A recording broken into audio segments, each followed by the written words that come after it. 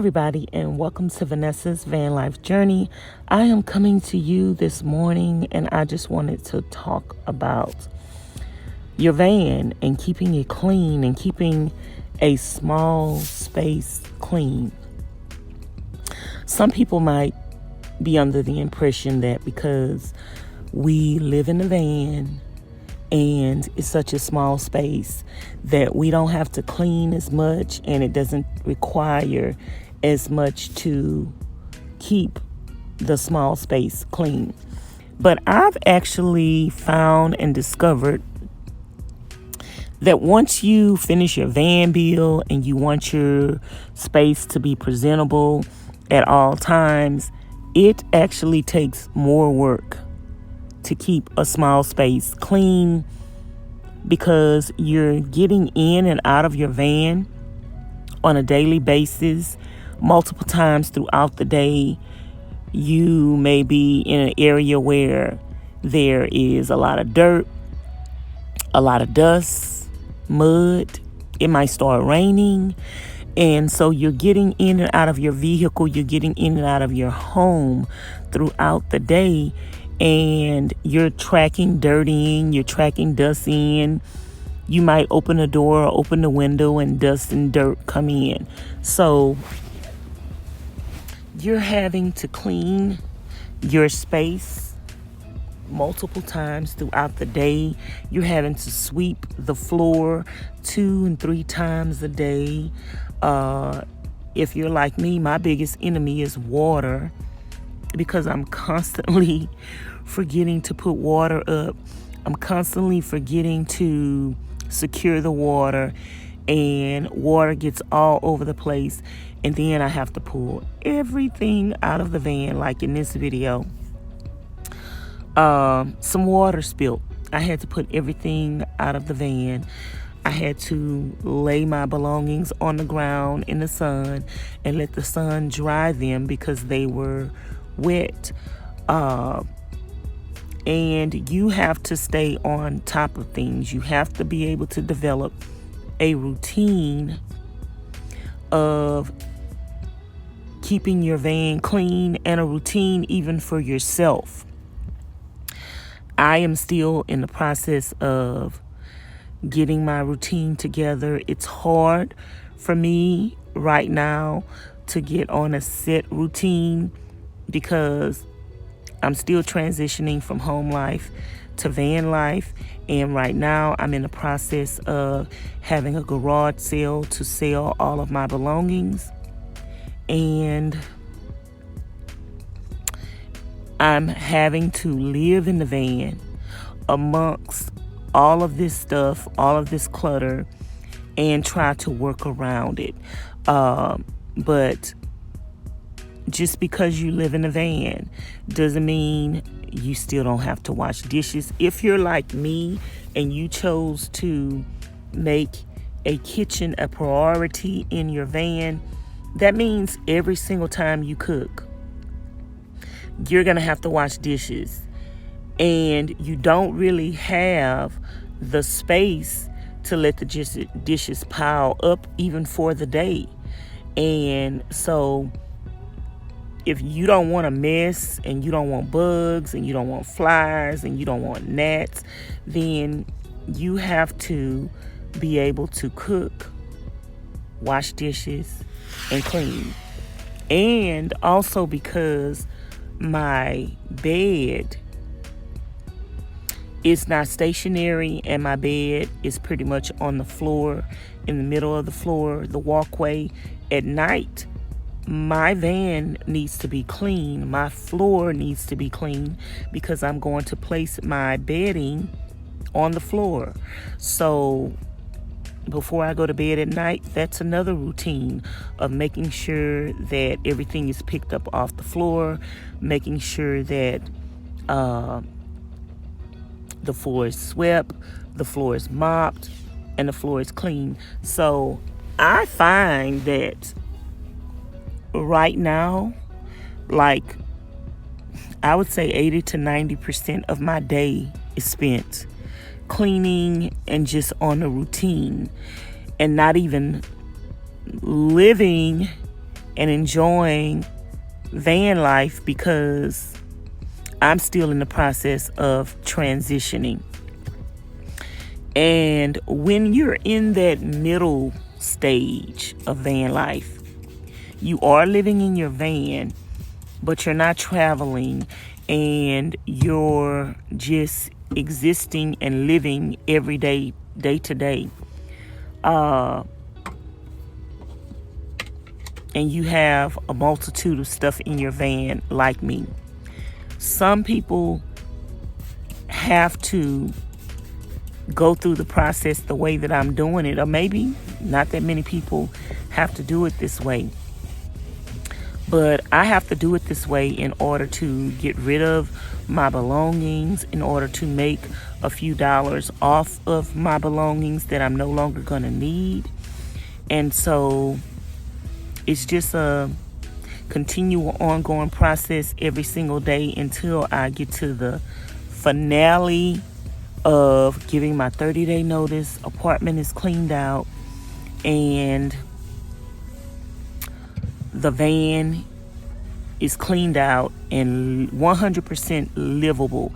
Then I have to get a daily routine, which is still going to be cooking, eating, cleaning, and doing some traveling. But you can't forget about cleaning, and you can't neglect yourself. You can't neglect the things that you need to do for yourself in order to maintain a healthy lifestyle.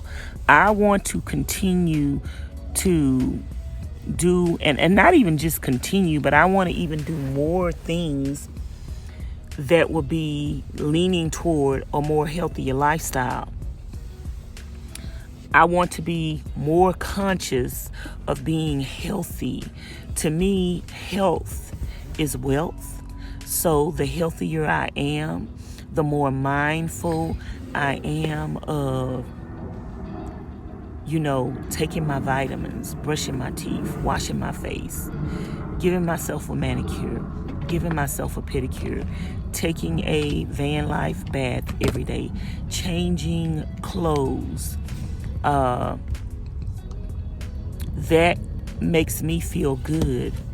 That helps me to feel wealthy, because your health is your wealth. The more you take care of yourself, the more you keep your space clean. That means you're taking pride in yourself. And I think it's very important not to just do this for other people. I think it's important to do it for yourself. I don't want to keep my van clean because I might have company. I don't want to keep my van clean because somebody might, I might have a guest. I want to keep my van clean because health is wealth. I want to keep my van clean because it's just, I'm at a loss for words right now, because it's just so, I can't even express what I want to say right now. It gives you such a peace of mind to be able to live in a clean place, a beautiful space. And even if it's small, doesn't mean that it doesn't have to be beautiful. It doesn't mean that it have to be clean. Just because you live in a van and the outside may look raggedy doesn't mean that the inside has to look raggedy. That's just like when you're living in a home. The home may look like a shack on the outside, but when you walk in, it could be a mansion, depending on how you take care of it, how you preserve it, how you respect the things that you own. So many people get caught up in just owning things, and they think that the ownership of things brings them joy and peace, but the ownership of things that you're not going to take care of, that you're never going to use, all it's going to do is clutter up your space. All it's going to do is make you feel miserable. All it's going to do is make you feel sad. But when you have things and everything have a purpose, and it's not just there to take up space, it's actually there because you're going to use it, because you need it, then that makes you feel good. It puts a smile on your face. So I'm encouraging you guys to keep your space clean on a daily basis. I'm encouraging you guys to have things around you that put a smile on your face, that bring you joy, and find yourself within this journey. Find yourself, find your peace, find what brings you peace and what brings you joy. I like cleaning. I like keeping my space clean. I sometimes am tired and don't feel like doing it, but I know I have to do it because it's a part of my living process. It's a part of my routine. I look so forward to when I get all the clutter and the junk up out the van, and I don't have to have anything else up in here except for the things that I need. And I think that's important, to evaluate your life and to only have the things that you need in life. Some things you may think you need, or some things you want, but you could actually live without. If those things are not bringing value to your life, then they're actually subtracting and taking away. Because if it's not bringing value to your life, you spent money on something that's not bringing value to your life. You're taking up space with something that's not bringing value to your life. One thing about van life is it makes you evaluate what's important, because you only have a limited space, you only have limited room, and you cannot occupy that space and that room with things that are not going to bring value. So van life and tiny home living actually make you sit down and think about the things that are most important, so that you can be equipped to have everything with you that you need, and the excess stuff that you thought you needed. Because a lot of people that start van life, from a lot of van life videos that I watch, they bring all of this stuff that they think they're going to need because they use this stuff on a daily in van life. And then once they get on the road, they realize they're not using that stuff, and it's just taking up space.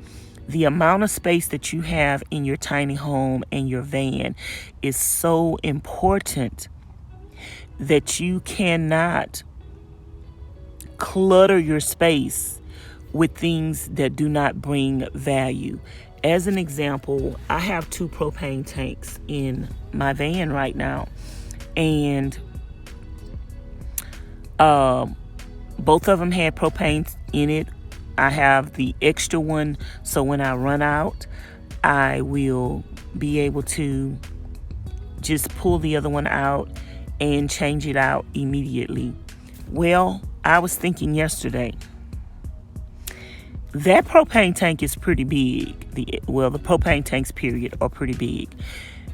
But that space that propane tank is taking up, just sitting there, you're not using it. You don't need it right now.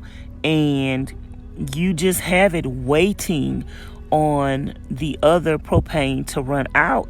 And that other propane is lasting me for a long time. So it's been over 3 months and I still have the same propane. So am I going to keep that extra propane tank in my van 6 months to a year before I use it.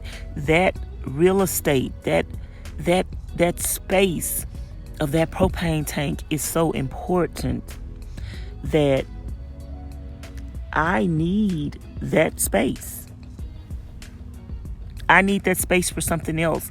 I could use that space for something else. So I called my friend yesterday and I was like, I think I'm going to bring this propane tank to your house and just keep it there until I need some more propane because it's already filled up. And I said I could be using that space. And even though he doesn't understand van life, he even said, yeah, you could be using that space for something else. So everything is calculated in van life, in tiny home living.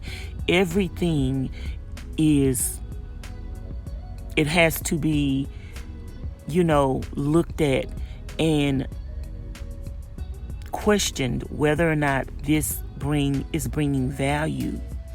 And because I move that propane tank, it's going to allow me to have space to bring, I think, my bigger water container where I can have more water to drain out of the faucet and I won't have to change it as often.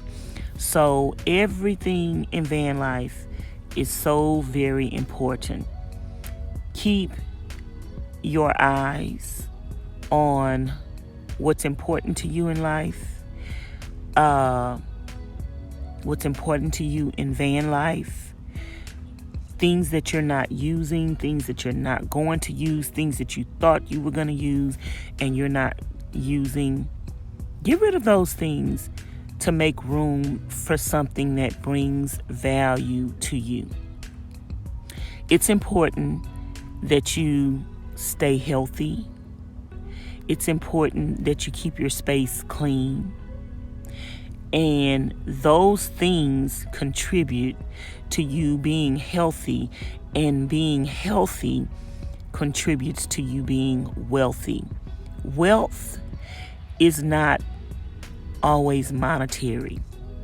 Wealth is the substance of having exactly what you need and being at peace. And that's what I wanted to encourage you guys today. I just want to encourage you to beautify your space, beautify your surroundings, but don't clutter them up with unnecessary things. Let everything have a purpose. Almost everything in my van has more than one purpose. It serves as more than one purpose. It might all be beautiful, but every single thing in my van serves as more than one purpose. It has to be functional. If it is not functional, it's not practical. And if it's not practical, then it's taking away from you. It's not bringing value. It's not adding value. And anything that doesn't add value is taking something from you. So that is just what I wanted to talk about today to encourage you guys. If you have any questions and comments below about keeping the van clean, how often do I clean? I think I pretty much answered that question. I'm cleaning more than... I'm cleaning a lot, sweeping the floor 2 and 3 times a day. The space is small, and especially with I feel like my van and the living space in my van is huge to me.